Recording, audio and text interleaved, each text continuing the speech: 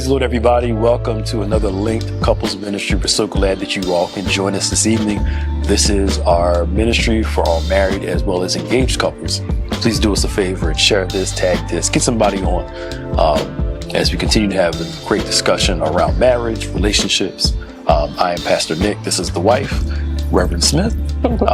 So glad you joined us today. Please do us a favor and share this.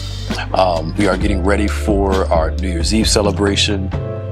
It's coming up very soon. We do have service on the 31st at 7:30, correct? 7:30 p.m.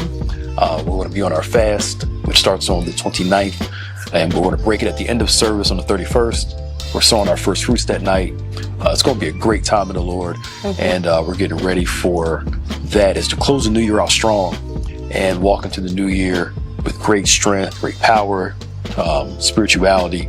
It's going to be a wonderful time in the Lord. So just keep your ears out for that and come join us during our New Year's Eve celebration, consecration, fasting, and we're just believing God for great things for 2025. Yes. Alrighty. As people are coming on, again, please share, comment, like, subscribe, all of that good stuff. Thank you all for joining us this evening. Now, we've been talking about intimacy and vulnerability over the past few sessions, and one of the things I think that we think is automatic but needs to be cultivated is the concept, I know people love this term now, the safe spaces. And learning how much a relationship is supposed to be a safe space. Now, this safe space doesn't mean, let's qualify this, that there's always going to be agreement or acceptance, but it does mean that I can be vulnerable and we're in such a safe space that I trust you enough to correct what needs to be corrected. So if I do something wrong and I'm vulnerable with my wife and say, I messed up, I apologize, I'm sorry. If she has a reaction to it, I can't get mad at the reaction and say, well, you're judging me. You got to love me through it. Well, she'll love me through it, but she has every right to say what needs to be said. But that doesn't eliminate the safe place. A safe place is if I did right or if I did wrong, instead of me running from this person, I can run to this person. Now, to qualify this, one of the best ways not to have to go through that is to don't do the thing, so you don't have to worry about all of that. The consequences. The consequences, right? But the premise is that, I ain't saying every little thing, but the concept is that we want vulnerability, but we don't want all that comes along with vulnerability. We have in our minds, watch this, an expectation for the person that we don't have for ourselves. But real vulnerability, real safety in a relationship is cultivating that safety. Where I don't do things to mess said safety up, right? But also understanding that if a mistake was made, let's talk through it, let's work through it. But the best way is to avoid making the mistake, as much as possible. People are flawed, things happen, But one of the greatest strengths of your relationship is your ability to work through challenges, mistakes, ups, downs. And I ain't talking about crazy stuff like abuse and cheating and all that stuff like that. I'm talking about just normal, everyday human stuff. Yeah. I ain't talking about, you stealing. I ain't talking about all that stuff. Normal, everyday relational challenges and mistakes because people are human. Yeah. That's what I'm talking about. So I just want to qualify that just in case people thinking you going upside somebody's head or they're chronically cheating on you, that, some stuff ain't no working through. Somebody putting their hands on you, ain't no working through that. Pick your stuff up and go. Anyway, with all that said and done, I'm just being honest with you. You know what I'm saying? I think sometimes we forget that there are just normal everyday things that people gonna mess up, and how do we work through that? Does this have to be a bigger issue than what it is? All right, so a couple comes to you. I know I said a lot. A couple comes to you. She's a therapist, talks through that stuff. When you think of safe spaces, what do you think of? I got one better. So today, for some reason, I was, which I don't do often, I was on social media and there was this post that came up where a gentleman said that, I guess a woman was saying, I'll want a man, but I don't need one. And they were having this big back and forth. And I was kind of like surprised at the comments of how many people said, no, you don't need nobody. You don't need no man. Da, da, da, da. And what I was thinking of as a therapist of how going into relationships, carrying messages that I want this person, but I don't need you. What does that do when you're trying to build something with someone? So the gentleman was on there and he was saying, you do want to need them for something, and that's okay. And they were like, no, he's wrong, because as soon as you say you need somebody to manipulate you, they'll take advantage of you. And just kind of like going with what you're saying is, when you go into relationships and marriages with this kind of like, don't forget I don't need you, is there is some kind of internal message that I think we carry of a lack of trust, mistrust. I don't feel safe. Don't give people all of you. Don't completely submit. Don't trust people but so much. And I feel like there's something that we said in another session about vulnerability. Like, you want to be naked and not ashamed with the person. And I do want to need you for certain things, bone of bone, flesh of flesh. You want to be able to have some healthy dependency on your partner.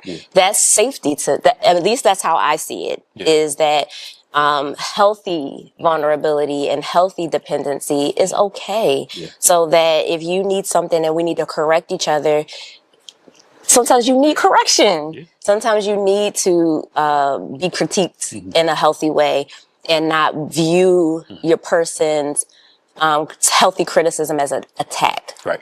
And if you view those things as an attack, then it's hard to move forward. So you make a mistake, and then when a person corrects you, you penalize them for that. Like, you can't be corrected. That lack of accountability, the lack of trust, the lack of safety, I think chips away at relationships. And not all at once, but that contempt for the partner, the stonewalling, all of those things can be a big divide, Right. I think I was teaching the Colossians class last week, and we were talking about how in chapter 3, Paul talks about putting away anger, malice, and all those things, and put on love, peace, and humility, etc. And when we were talking through it, those are sins of disunity, things that break up unity, anger, malice, envy, all that stuff like that. And as we were talking about it, we got on the topic of these things. This is to what you said. Our defense mechanism. Yes. Often our anger, our insecurities, our I don't need you, I don't care about you, I can move on without you, but yet I'm staying. Yeah. Right? All those things are protective mechanisms for us. Yeah. And when somebody gets too close, we want to start, like you said, stonewall, push them away, rather than welcome them in and not realize that our anger, our insecurities, our defense, all these are defense mechanisms. Yeah, protective strategies. Because I'm just in pain. Yeah. And instead of just saying, I gave somebody my heart, they broke it, right? And I'm afraid to give it to somebody again, I'll just keep you at arm's length and remind you, I don't need you to survive. While technically that's true, you don't have to have somebody to have a quality life. You can be single and have a great quality life. But if you choose to be in a relationship with somebody, like you said, there are some things that you need. But what's funny, people who have those things, that say that stuff, they usually, especially when it comes to a relationship, they never talk about their ability to choose. Yeah. So they're like, well, I don't need you, because they gave their heart to somebody that broke it, but you forgot you made that choice. And 9 times out of 10, you saw what the person would do and who they were and still chose them anyway. Yeah. Come on now. Can we talk about it? You knew they were trifling before you got, but you tried to make it into something else. They broke your heart. Now all of a sudden the world has to pay for it instead of us owning our choices. All right. Oh, your choices. Love is not blind. You need to open your eyes, So when people say, like, I tried to love them blindly, I gave them all my heart, and then they betrayed me, I'm like, did they ever earn the role you gave them? Right. Did they ever show you? And when they say, ever since we started talking, they were doing this and that, I'm like, so we're we've given ourselves with these expectations to someone that hasn't proven that they have earned that space, you know, and so sometimes, yes, we got to recognize and take accountability for our choices and the why behind it. You know, what am I doing? So some people are trying to prevent things that haven't happened in the past. Some people have anxious attachment, and so they grab a hold on to people in order to feel validated. Like, I got them, I can change them. And then there's disappointment when it doesn't work out. Especially, don't let that person move on to somebody else and didn't choose you. Then it's just like, I don't give you all this time, and then you go choose somebody else. You know, is that you should have never gave it to him. You know, should never gave it to her. Should never spent your time in that area.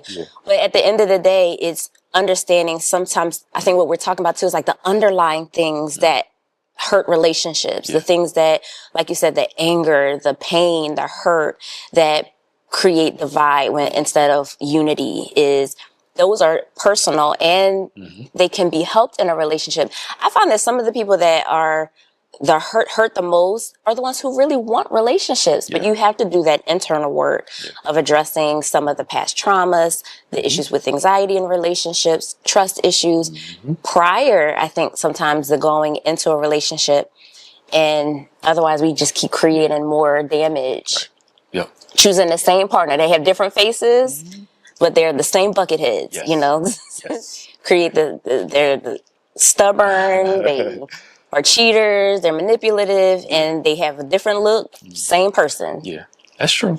And it's funny how we often create the thing we despise, you know? So I want to be in a trusting relationship, but then I do things to break the trust because I secretly believe I can never be in a trusting relationship. So I don't accept me, so I don't believe you'll accept me. So I'll keep doing things to push you away from me just to confirm that you see me as unacceptable. Well, if I keep doing unacceptable things, then of course the person's going to see me as unacceptable. You know, don't throw hand grenades in your relationship. You know, and then get mad when stuff starts to blow up. There comes a point in time when we got to like be clear-minded, grown enough, and see where our landmines are. But here's a challenge. I heard a preacher say this: you can't know yourself by yourself. And our problem is sometimes it takes other people to point it out. And if we're defensive, we reject it because we think, you know, we don't trust them enough that they're there to love us, to help us get better. But you can't know yourself by yourself. You need somebody else in your life to show you the best parts of you, the worst parts of you. And guess what? Just like the song, the closer I get to you, the more you make me see. That's true in all areas. Relationships, as Bishop says, are revealers. And as much as you dislike it, if you want to stay covered up, shielded up, getting in a relationship is the wrong thing to do because it's going to come out. It magnifies, oh my goodness, does it? You know, your impatience, your anger, your issues with communication, all of those things are like, there's like a magnifying glass on it in relationships. And we fear discomfort, but sometimes the discomfort is necessary, like you said, to point out and pull out those things in us that we are at a deficit. And having a partner who's strong in those areas where you're weak, instead of getting jealous and you know, feeling like you're being attacked, accept it. Like, thank you, Lord, for a partner who's stronger than me in this area, stronger than me in the area of communication and finances and trust. And if they're patient enough to work with you and you can accept it, then we can change with each other and grow together. Because there's always going to be an area that you're stronger in, that your partner, and vice versa, you know, and lean into that, you know. But again, that goes with vulnerability because now we're a team. Where I make up for where you're weak at, you make up for where I'm weak at. And watch this, I don't look down on you in the areas of your weakness to where I bring a strength. I look to complement that and vice versa. So together, we're better. And that's what marriage is. Together, we're better. Where I don't look at, you know, there are some areas in our lives where I'm more aggressive, she's a little more passive. Some areas where I'm a little more passive, she's a little more aggressive. So it's learning to work that balance out and not say, oh, here you go being passive again. Or her looking at me, oh, here you go being a little passive or aggressive again. No, let's figure out, this is where I'm strong at. Let's lean on that. This is where you're strong at. Let's lean on that. And then on the converse side, so the other person doesn't get resentful. I know you're stronger in this area more than I am, but let me every now and then be the stronger person so you don't have to be that strong in that area. Yeah. Because sometimes there are areas of our strengths we don't feel like being strong in that area every single day. Yeah. And you want the other person to step up and say, I got it. I'll be strong in this area for you. Because I can tell you just don't feel up to it. And I think that's where every relationship has to learn to do that. If that makes sense. Yeah, quick example. Like I remember, like my dad, for example, was like a fixer. Like he was put a bike together, put a shelf together, and paint the house. And I ain't doing that. So when I got married, I was like, I want a husband that does that. That's like a handyman. Before we got married. Come on in and fix stuff. And you can easily resent your partner for not doing some of the things that you were expecting. But then I leaned into the fact that like, oh, I learned a lot from my dad in that area and that I actually enjoy fixing things. And I don't. So, we need a toilet replaced and I'm in there, put a sheet over that thing. And Nick comes in the bathroom like, what are you doing? I'm like, taking this toilet out. We're going to replace it. And then like a sense of pride for doing it too. Like, like you feel good about it. And so sometimes you realize that we can be compatible in areas and maybe the expectations aren't always what you wanted, but compromise and working together and expressing needs. Now you can pick up a phone good. So that's all I need you to do, call the gas company, and like sometimes you find out I'll be your assistant. Yes. Is knowing what each other's strengths and weaknesses are and appreciation. So even when I'm in couples therapy, one of the things that we do as like antidotes for some of those issues of contempt is how much do you show admiration for your partner? How much do you show appreciation and hold them at high regard? Because sometimes that really does help, like gestures of love.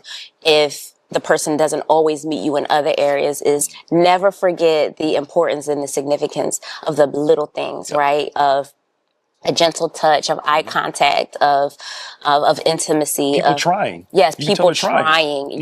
That shows willingness instead of the sucking of the teeth and the attitudes and all those things is, find ways to connect. Even when you're upset, even when you're angry, even when you feel like a little bit of a disconnect. I like that we can have those conversations, right? Like there's a little disconnect. We haven't been spending enough time together. And we're like, like sometimes you need your partner to tell you like, okay, let's make sure we get that together and spend some more time together. It's been a busy week, but you have to communicate and you have to trust each other to not like, well, you ain't call me you instead of getting upset is, lean in and show trust for one another. Because it's about the team. What's best for the team? What's best for the team? And looking at making up for people's strengths and weaknesses. It's like a basketball team. You can get a team can go out and get 5 basketball is easier.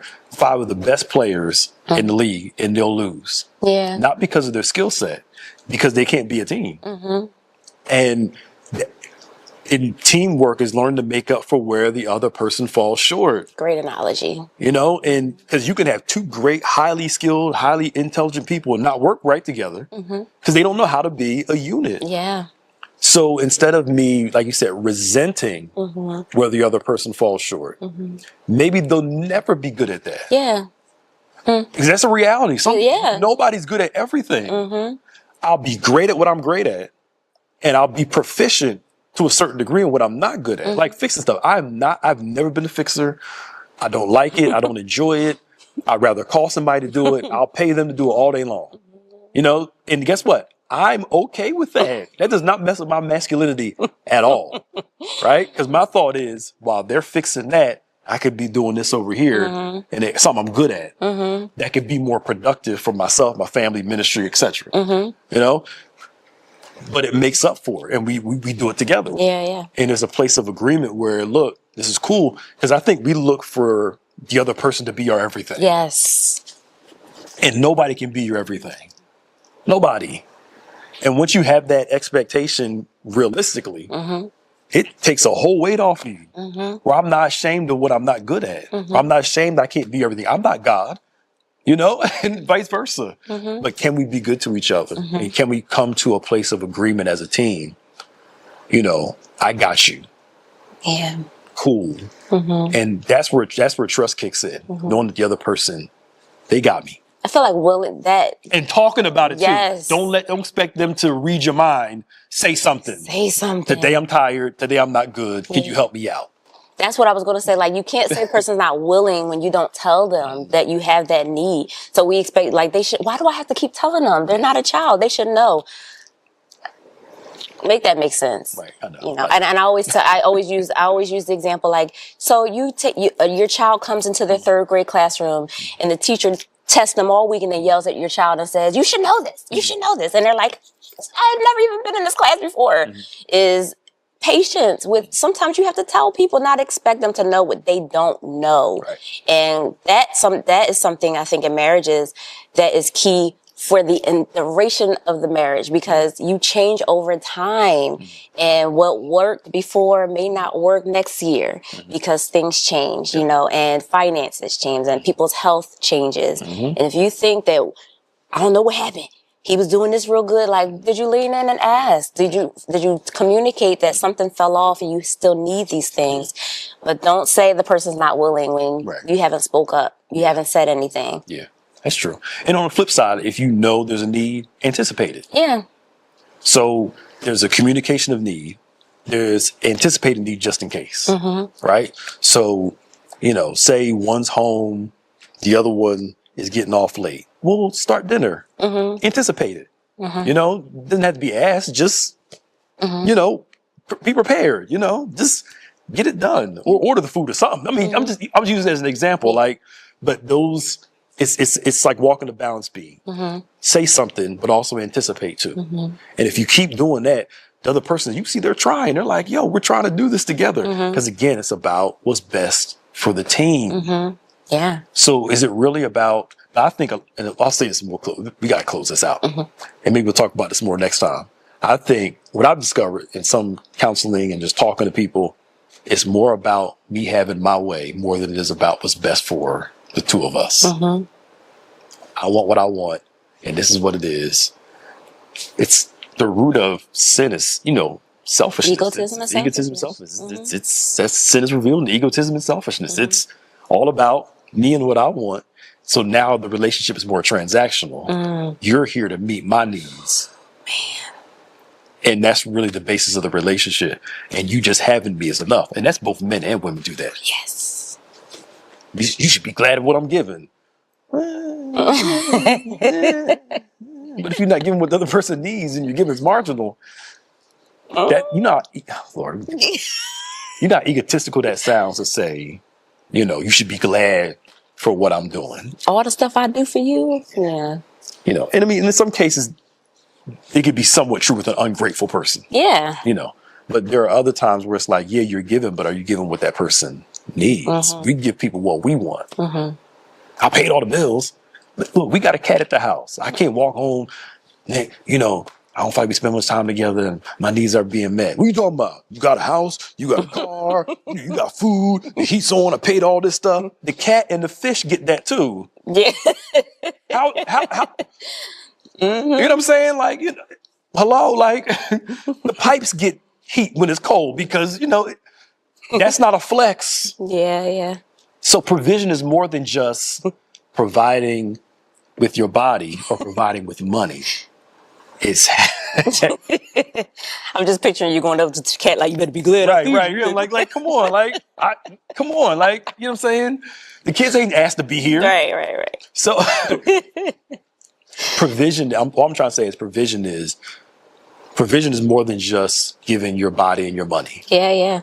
Provision is what does this person need and me providing that. There are more ways to provide than two things. All right. So good. We got to go. So good. It's been almost 20 minutes, I think, something like that. Thank y'all for coming on today. We hope you learned something. Please share this with somebody. And we're tired today, y'all. Please share this with somebody. Don't forget, we do have Bible study tomorrow at 12 noon in person as well as in the evening at 7 o'clock in person as well as online. We're getting ready for our New Year's Eve time service at 7:30 on the 31st. Again, we're fasting. We're praying as we announced earlier. Go to our platforms. All the information will be there for you about what we're going to do. We do have prayer tomorrow at 7 a.m. please join us on one of our streaming platforms. And until next month, for our Linked Couples Ministry, God bless you. We'll see you later.